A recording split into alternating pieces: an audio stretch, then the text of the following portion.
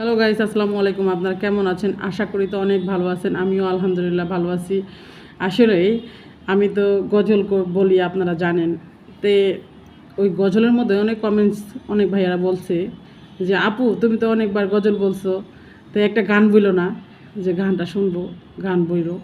তো আসলে গান বলাটা আমি তো পর্দা করি, আর ইসলাম তো গান হারাম, গান বলা যায় না। কেন ভাইয়ারা আপনারা কমেন্ট করছেন জানি না, কিন্তু আসলেই শুধু ওই কমেন্টসের ভাইয়াদের জন্যই বলা। আর আমার হয়তো অনেক এটাতে ব্যাড কমেন্ট আসবো, তারপরেও বলতে হচ্ছে, কি বলবো।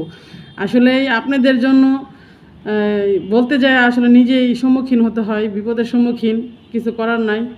এখন আপনারা না করলেও হয়তো আপনারা মন্তব্য করেন, আর যারা না দেখবেন তারা স্কিপ করবেন, আর অবশ্যই দেখবেন। কী কারণে?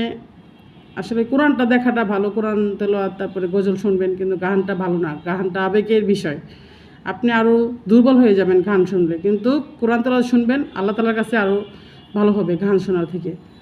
তো তার জন্যই সবাইকে বলতেছি যে কিন্তু লাইক কমেন্ট শেয়ার চাই। অনেক কষ্ট করে ভিডিও করি, আর এটা তো অনেক মন্তব্য আসবে আমাকে, তাই তাই বলতেছি যে আপনাদের জন্যই কিন্তু বলা। আর বিশেষ করে অনেক প্রবাসী ভাইয়েরা বলে, তারা তো বউ পোলাপান রাখা যায়, তারা কষ্টে থাকে, তার জন্যই এই গানটা বলা। তাই আমি শুরু করি। আমার কেহ নাই রে বন্ধু, বিচার দিমু কারে। আমার কেহ নাই রে বন্ধু, বিচার দিমু কারে।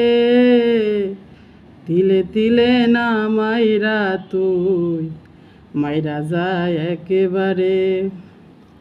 তিলে তিলে না মাইরা তুই মাইরা যায় একেবারে।